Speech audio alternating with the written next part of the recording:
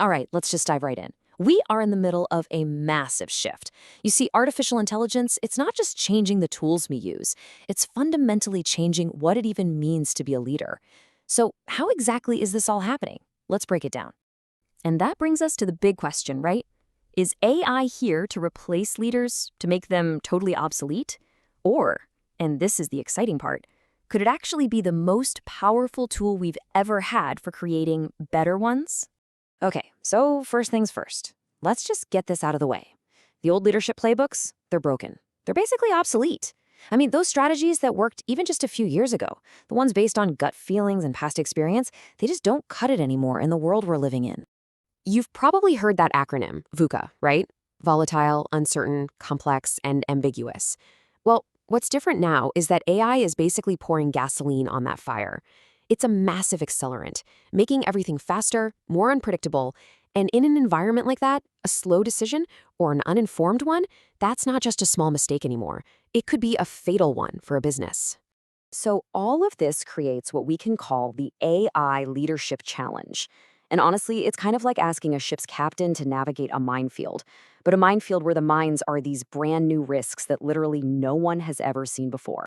And these challenges, man, they're coming from all sides. For one, you've got this widening trust gap between employees and executives. People are worried, you know?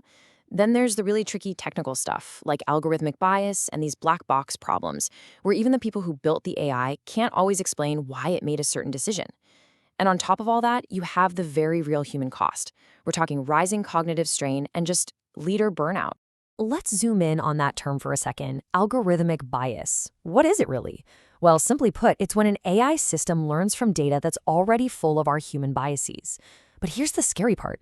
The AI doesn't just copy our biases, it often amplifies them, making them even worse. And this can lead to some seriously unfair outcomes in things like hiring, promotions, you name it. Okay, so it sounds a little grim, right? But it's really not all doom and gloom. Think of this as two sides of the same coin. Yeah, on one side, you've got the risks we just talked about, bias, eroding trust, employee burnout. But flip that coin over, and the rewards, wow, they are absolutely transformative. We're talking smarter decisions, personalized growth for everyone, and unlocking a level of creativity we haven't seen before. This is where we can start to get really optimistic, but it requires a little reframing. So instead of thinking of AI as a replacement, let's think of it as a co-pilot. You know, the human leader is still the pilot, in control. The AI is there in the co-pilot seat, not to take over, but to augment the pilot's abilities, to make them better. So what can this AI co-pilot actually do? Well, for starters, it can crunch insane amounts of data to give leaders predictive analytics, basically helping them see around corners. For the rest of the team, it can create these super personalized development plans, unique growth paths for every single person. And maybe the coolest part? It democratizes data, which means it gives more people the power to analyze, to innovate, and to be more creative. I love this idea of AI as a cognitive partner. It really just sums up the whole thing perfectly. It's not a replacement, it's not a substitute, it's a partner that actually broadens a leader's strategic horizon, helping them see that bigger picture. All right, so we've covered the what's and the why. Now let's get to the really practical stuff, the how-to. We need a roadmap, right? Here's a look at what that leader's transformation roadmap could be. And this roadmap is absolutely crucial. So, step 1, develop AI literacy. And look, this isn't just for the IT department, this is for everybody. Step 2, build ethical frameworks. Ethics can't be a bolt-on at the end. Fairness and transparency have to be baked in from the very beginning. Step 3 is all about data governance. You've heard it before, garbage in, garbage out. If your data's bad, your AI's decisions will be biased. Then, step 4, champion human-centered design.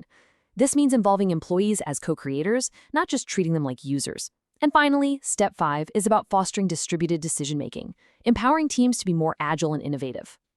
So why do all these steps matter so much? Because this is not just some technical checklist you can tick off. No, these steps are the actual building blocks you need to rebuild that trust we talked about earlier. It's how you make sure AI is adopted in a way that's both responsible and effective. Okay, this brings us to our final point. And honestly, this might be the most important idea of all. It's about totally rethinking how we measure success. We need to move beyond just productivity and create a completely new scorecard for this AI era. Just look at this comparison. On the one side, you have the old school metrics we all know, right? Productivity, profit, market share. But the new scorecard, It tells a totally different story. It measures things like employee trust and fairness. It looks at diversity and inclusion outcomes. It even considers environmental impact. You see the shift? It's moving from a purely economic scorecard to one that's much more human-centered, much more societal. So, really, when you boil it all down, we're talking about a new definition of what it means to be an effective leader. It's all about finding that balance, isn't it? Balancing the incredible power of technology on one hand with deep ethical responsibility, adaptability, and this idea of human sustainability on the other. It's about making sure technology serves us and not the other way around. So, we're going to leave you with one final thought. The question isn't if AI is going to change leadership. I mean, that ship has sailed. That's a given. The real question, the one you need to ask yourself, is how are you going to lead that change?